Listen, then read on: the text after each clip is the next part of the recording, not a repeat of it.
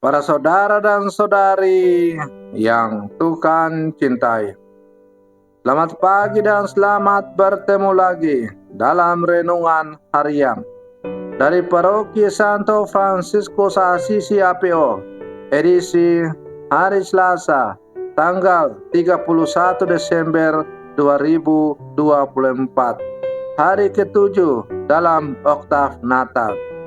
Hari ini adalah hari terakhir di tahun 2024. Selama kurang lebih 365 hari kita telah bersiara bersama tahun 2024. Beberapa saat lagi kita akan mengakhiri perjalanan kita selama tahun 2024. Tahun 2024 akan segera kita tinggalkan dan kita memasuki tahun yang baru 2025. Maka sebelum kita berbondong-bondong menuju gereja untuk mengikuti misa kunci tahun sebagai ungkapan syukur kita kepada Allah yang telah menyertai, membimbing setiap derap langkah perjalanan kita di sepanjang tahun 2024.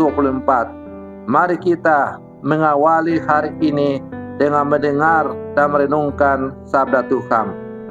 Sebelum kita mendengar dan merenungkan sabda Tuhan, mari kita berdoa. Dalam nama Bapa dan Putra dan Roh Kudus. Amin. Allah Bapa yang Maha Kuasa, syukur dan limpah terima kasih kami haturkan kepadamu, karena Engkau telah membimbing, menyertai, menerangi setiap derap langkah perjalanan hidup kami di sepanjang tahun 2024. Ada begitu banyak pengalaman, baik yang menggembirakan maupun yang menyedihkan. Ada begitu banyak pengalaman-pengalaman yang telah kami alami, baik yang menggairahkan maupun yang menantang. Semua pengalaman yang kami peroleh di sepanjang persiaran kami di tahun 2024 ini, kami persembahkan kepadamu sebagai ungkapan rasa syukur kami, karena Engkau adalah Allah yang setia, Allah yang tidak pernah meninggalkan umatnya, Allah yang selalu setia menemani persiaran umatnya dalam situasi apapun. Allah yang Maha Kuasa, sebelum kami berbondong-bondong menuju gereja untuk bersyukur secara khusus kepadamu atas segala anugerah hidup yang Engkau berikan kepada kami di sepanjang tahun 2024 dan sekaligus mengakhiri tahun 2024, kami hendak mendengar dan merenungkan sabda Tuhan. Karena itu bersabdalah ya Tuhan, kami siap mendengarkan.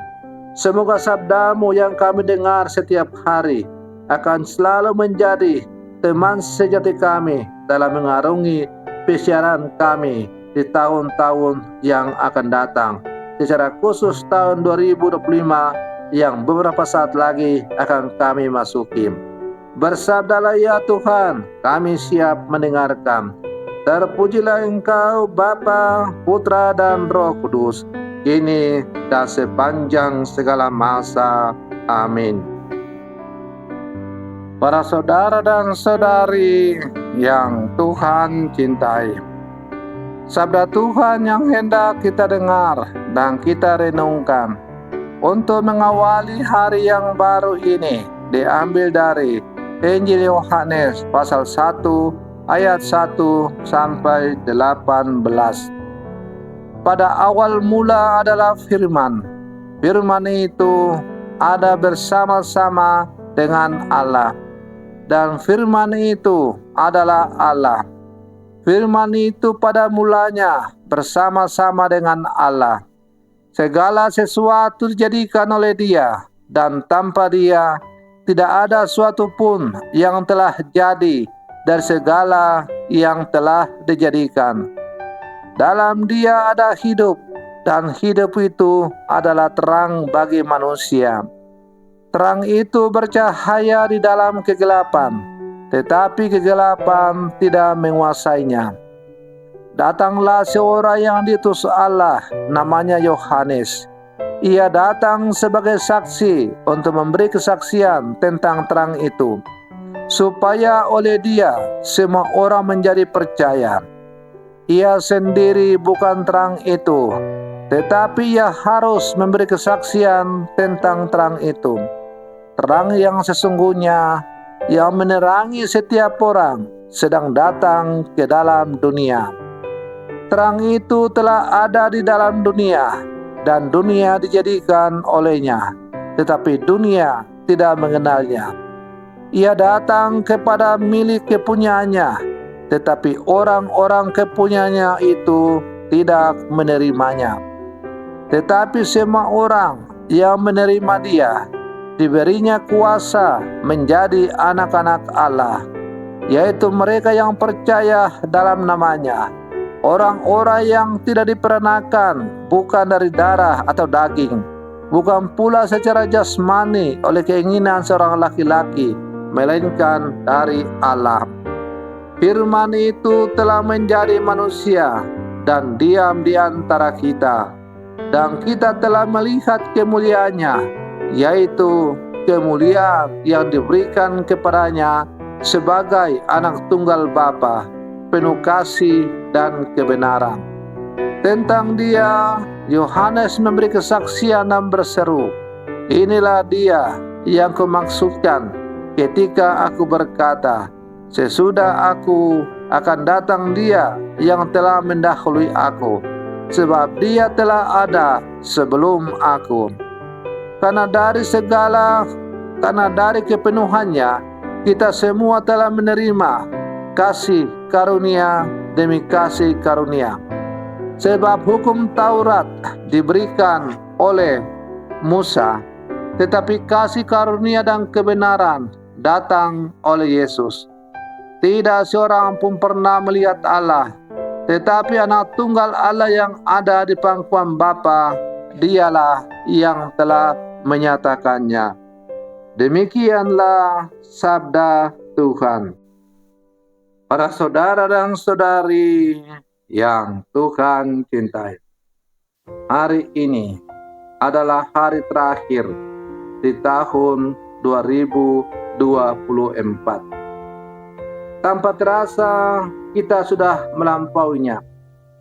Tanpa terasa kita telah berjalan bersiara di tahun 2024 selama kurang lebih 365 hari.